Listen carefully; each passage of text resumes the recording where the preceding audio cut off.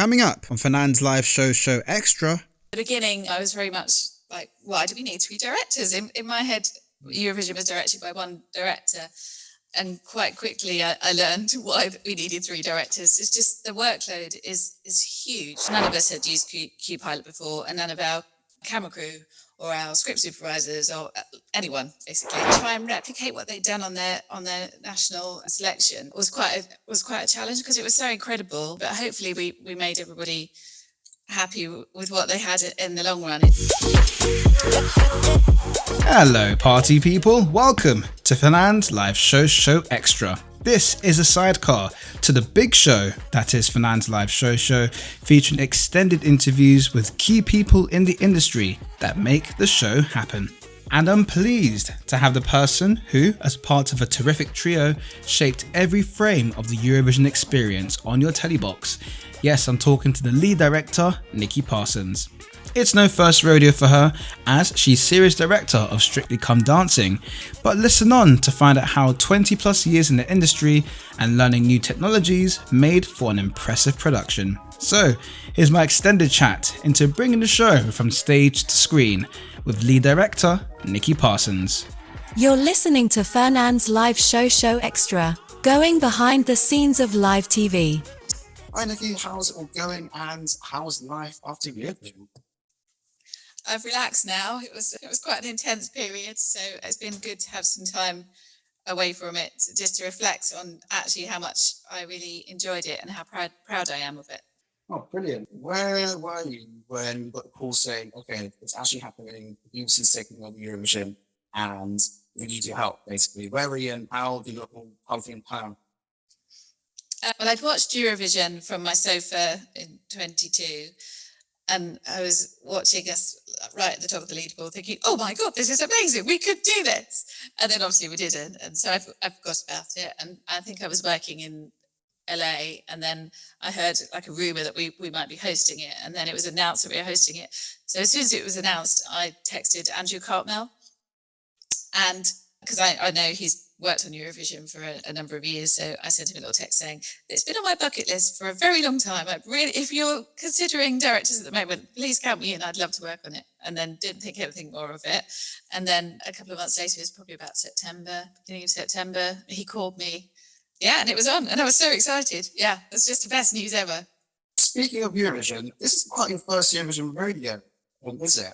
Ethan Maxwell way back when. There's a certain, it kind of links with what you do in the usual Saturday night while we're dancing. Yeah. Yes, there was a thing once upon a time called the Eurovision Dance Contest, and I believe it was 2 years. I think there was 2 years of it. Yeah. How long ago was that? Was it about 12 years ago? 13 years ago? 2007, 2008. Interesting. Yeah. Yeah, I'd kind of forgotten I'd done that, and then yes, yeah. It didn't last very long. It's a whole different ball game, wasn't it? Dancing and singing. Yeah, I was going to ask, I guess, comparing that and then, your usual Saturday night job strictly compared with Eurovision, what sort of major comparisons and differences are there? Eurovision itself is a totally unique experience. I think the Eurovision Song Contest. The dance contest was a long time ago, and I think it was very early days. So I can't really, to be fair, I can't really remember that far back. But the Eurovision Song Contest is like a totally unique way of working, a totally unique show, bringing all those countries from across Europe all together in one show is a huge feat, really. And yeah, and it brings lots of challenges with it, but it's also the most exciting thing I've worked on for a long time. Well, Strictly is a weekly show I've done for a very long time. And it's kind of like a machine, a well-oiled machine that allows you to be very creative and work with a great team of people on a live show, which is very similar to Eurovision, but on a weekly basis, but whereas Eurovision is kind of supersized. Yeah, I guess much like Strictly in terms of the weekly you are, and then Eurovision, which is just as big and preparing for all those entries. How was it in terms of the process of seeing an entry and then going to screen? I hear there was like a speed dating process of sorts. Yeah, there was very early on in the process in about March time. There's this thing they called speed dating, which I was really looking forward to. It's a process where the delegations, all 37 of them, send a team over to meet the creative and production team for the host broadcaster. So we spent a couple of days in Liverpool meeting with the teams, and that's their opportunity to present to us their creative for their song for that year, and for us to give feedback on what we think is achievable, what isn't achievable, and how we can deliver them what they want on the night. So it was a great experience. It's a really, really good opportunity just to meet them in person. And so then you have a personality in your mind when you're creating your camera script and the performance. So it was really helpful, I think, rather than them being like voices at the end of an email or the end of the QPilot note system, to actually have met these people and had personal contact with them, because it really helped, I think, the creative process. It was really fun. It was one of my favourite things about it, actually. It was a really fun couple of days. Were there any like one person meeting you thought, whoa, how are we going to do this? And it came out differently on air, or was it all pretty much okay, bar a few tweets, it came out just as expected? Obviously, you want to be able to deliver them, each delegation, exactly what they want, but there are rules and regulations put in place by the EBU because of the very tight turnaround within the postcard packages to get think props on and off the stage. There has to be like a fair kind of ground for everybody, so that everybody has a limit on the size of their props and what is achievable in that time, basically. So that sometimes became an issue, but obviously there's ways to work around it, and we did our best to facilitate exactly what the countries wanted. I think particularly so for the Swedish entry, which was incredible, obviously the winning entry, to try and replicate what they'd done on their national selection was quite a challenge, because it was so incredible, and to have to take that performance and put it on our stage, which had very different dimensions, very different parameters for backstage issues and flying issues, and because we had a lot of equipment in our roof, there was a lot of rigging up there because we had those fantastic screens that track backwards and forwards. So all our rigging was in the roof, so there was only a few points that you could hang pieces of set from. So there was a lot of kind of backwards and forwards with quite a few of the delegations about prop sizes and what we could do, but hopefully we made everybody happy with what they had in the long run. It just takes a little while, doesn't it? Because everyone's expectations are so huge, and everyone wants the best for their performance. We try to do our best for everybody within the parameters of the rules and regulations, but hopefully we did our best for Sweden because they won. So I think we did a good job. I think we did. Yeah, but that was a challenge, actually, trying to replicate what they'd already done, because it was so perfect in the first place. We didn't want to do a lesser version of it. Absolutely. I guess, but finding a balance of trying to keep something as authentic and until as it was before, and then translate into, it's a bit complex here and making it work on both sides. Yes. Yeah. Okay, so directing and music performances, all that poems and papers and beat counting 2, 3, 26, 4, W over and over again. Something that's pretty much ingrained into, I guess, most UK directors. So how was it translating, how was it with that and then coming across QPilot and how it worked in Eurovision? Well, that was a whole challenge.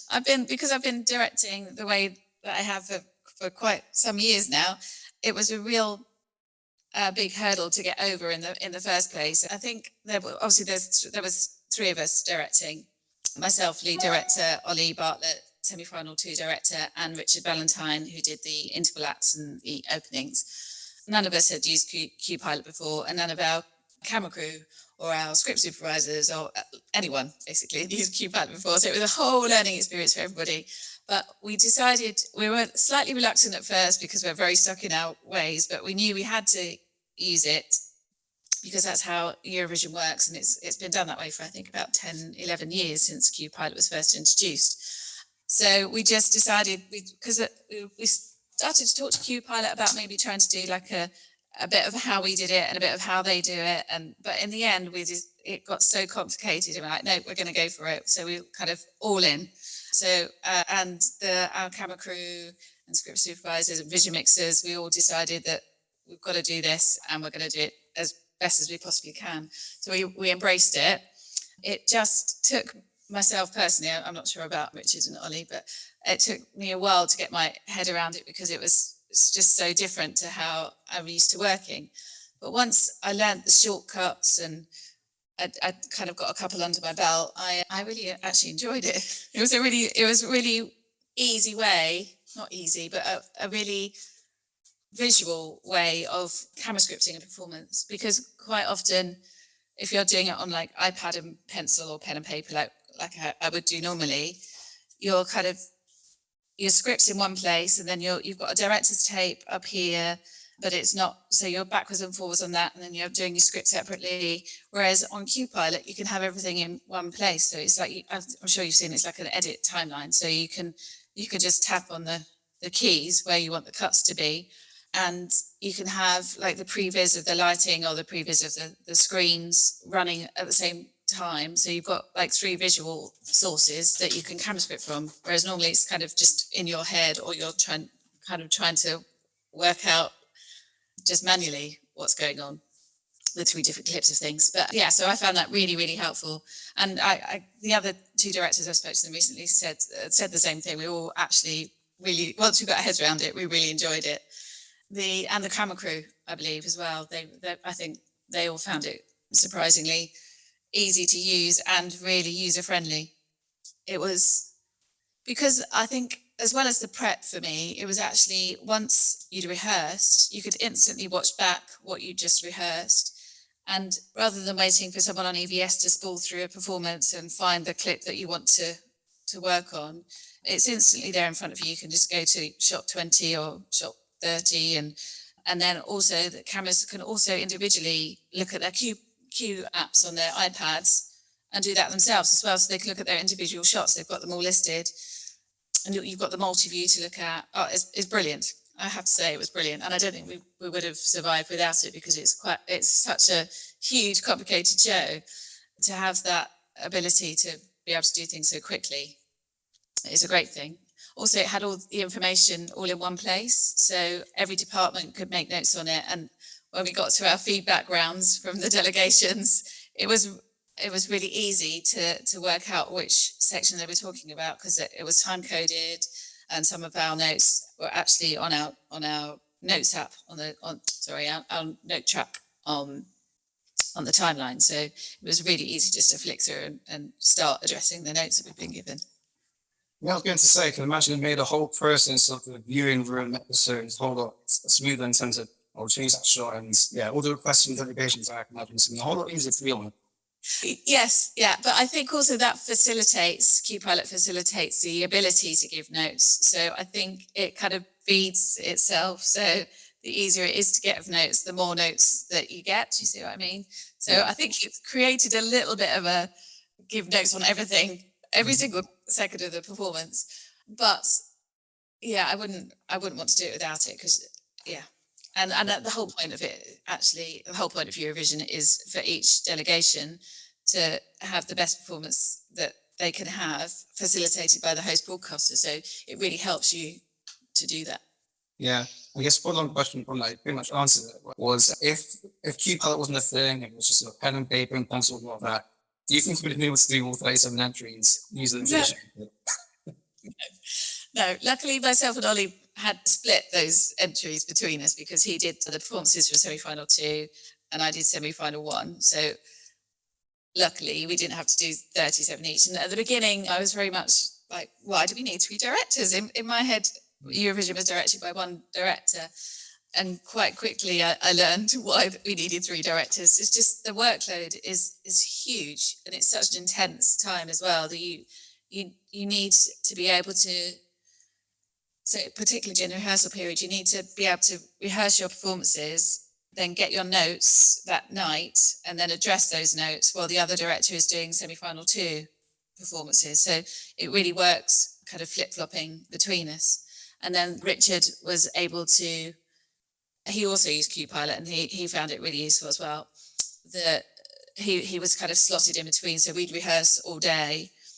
Myself and Ollie would do the delegations during the day, and then like at 6:30 in the evening, then Richard would take over and do the interval acts and the opening performances. So it worked really well, kind of time-wise, for the 3 of us. And I think we were very lucky to be able to have that time and the shared experience, really. And it was great working with two other directors, which never normally happens. So we were there to support each other and talk things through, and yeah, it was fun. How many cameras were there, and where were they all sort of plotted? I know there was quite a few sort of hidden ones to get some really cool shots, and usually at the front where you would have three, it turns out it was like four, and how it all came out on the Royal. There were 26 cameras. 26, yeah, there were 26. 20 of them were performance cameras, and the others were for presentation purposes only. So I think actually maybe 21. Richard used the presentation Steadicam for some of his performances as well. So about 21 for performances. So we had the fantastic spider cam, 2D spider cam down the centre. We had two techno cranes, two movie birds, one at the front, one back towards the green room. We had like fast tracking cameras, one left and right at the front of the stage. Then we had the catwalk coming out, and the oval stage. So we had a fantastic tracking camera all the way around that oval stage. And then two more tracking cameras at the back of the pit and then behind the green room as well. We had a big high wide up at the side, and then a central high wide shot, kind of like a master high wide square centre wide. Then we had a handheld, three Steadicams, two of them doing performance, and one of them mainly doing presentation. And then we had handhelds for the green room. And then we had a little snoop cam backstage, so kind of a little hot head backstage, picking up the backstage shot, which was something that our team introduced this year, to just give another layer of behind the scenes to the show, which I think worked really well, actually. It kind of broke it up a bit, so it teased you for what was coming up next. So I quite like that. Pretty much just said what I was about to say, which is brilliant. Semi-final results, it's all been given out. Your camera sort of mini crews all dotted around the green room. How do you place the cameras near whoever's about to be announced without sort of giving it away? Well, I think because there's three handhelds in there. Well, we had three handhelds and a Steadicam in there, so you could never really give it away because you don't know which one of them really is going to have the name that's going to be announced. So, and if we briefed them beforehand, so that if they were to kind of do like a dummy pan to somebody, so just to fake it a little bit as well, just so, because you don't want to give it away too soon. Yeah, so a little bit of sort of slight trickery and and that way kind of things to try it. But so what are the other personal things that you wanted to see and have in the show in particular? No, I can't think of anything. And also, because it went so well, it's difficult to say what I didn't like about it, because I'm really proud of it. So it's quite hard to. No, we got the camera plan that we wanted and the set that we wanted. So, and the lighting was incredible. There were so many lights in there, and I think every department. I think every department within budget got what they required to make it such a fabulous show. Any sort of other night facts and figures and other event Easter eggs things you may have missed from your VATS point of view about the production scene? The things that the viewer would have missed is all the behind the scenes stuff. And I wonder if ever there's been a show made about behind the scenes at Eurovision. I wonder if that's ever happened before, because I think that would be a great either documentary or sitcom, possibly. Yeah, I think that'd be one back in '98 involving how it was all in craziness behind the scenes, and Jeff Boswell's involved in that and seeing how it was. So that's been a really interesting one. So yeah. Yeah, I mean, I think that's what the viewer misses out on. It's such a unique environment to be in. In fact, the whole of Liverpool got taken over by Eurovision. So I think as a viewer, that's what you would miss out on seeing. So all the behind the scenes stuff would be that would be a great documentary to have made, I think. It's just because you're just walking to work in the morning, and in front of you on a show day, there's like people with cowboy hats and sequins and flared jumpsuits and flags, and just like sauntering along at like midday in Liverpool down by the docks. And the whole city just feels like it came alive and had fun and really embraced the idea of Eurovision. and just walking down the corridor and seeing people in lime green puffed sleeves and red skin tight plastic trousers with one leg on. Just like complete visions of Eurovision beauty, just popping off the bus, coming into the venue. It was great. It was a really fun way to work.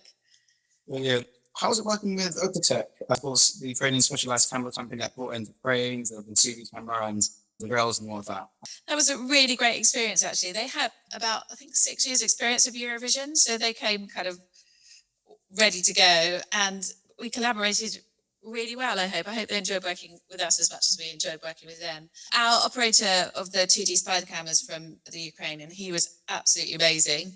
He was brilliant and really cared about every single shot. And QPilot actually really helped with sometimes maybe a language barrier, although his English was perfect and my Ukrainian is non-existent. So he was, it was a really good experience working really closely with him. He was a real professional. And then the grips on the Technocrane. I've never seen the Technocrane move so fast. They were amazing. Yeah, I've been watching some of their stuff on social media of them operating the crane. It's great. Yeah, it's just and seeing one proper strength. Yeah, it was really good.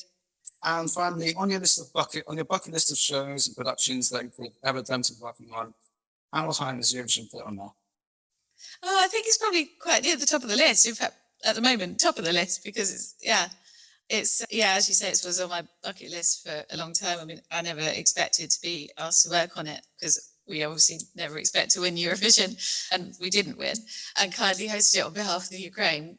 So, it was incredible to be asked to work on it. And actually, halfway through it, it was quite a stressful experience. So the 2-week rehearsal period, when we were seeing from the standing rehearsals through all the delegation rehearsals, it was really intense. And if you'd asked me at that point if I'd ever do it again, I was just like, no, once in a lifetime, never again. And then once we got over that stressful period, got into the week of the live shows, I actually started to really enjoy myself. And now looking back at it, I loved every single minute of it, really. And I think if you talk to any member of the team, we all have that same feeling. It was such a great experience, and we were really well looked after by the production. We were with really great people, really talented people, and working on such a fantastic project with all the delegations from all over Europe. What's not to like about it? It's brilliant. Perfect. What a way to end it. Thank you so much for your time. A great insight into working across this obviously behemoth of a show. You're listening to Fernand's Live Show Extra, going behind the scenes of live TV. So that's your lot. An impressive visual view into the details behind the pixels with lead director Nikki Parsons. If this has just whetted your appetite into the makings of the production, do check out my full deep dive into how they made this year's behemoth of a song competition. Please do give us a like and subscribe, or follow wherever you're listening, and follow me on all the socials. That's at Fernand's Live Show. Until next time, remember, always hit record and stay live. Peace.